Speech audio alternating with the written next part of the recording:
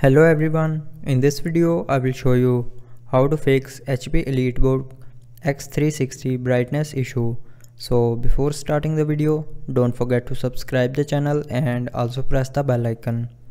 So to fix this issue, follow every step as I am showing you in this video.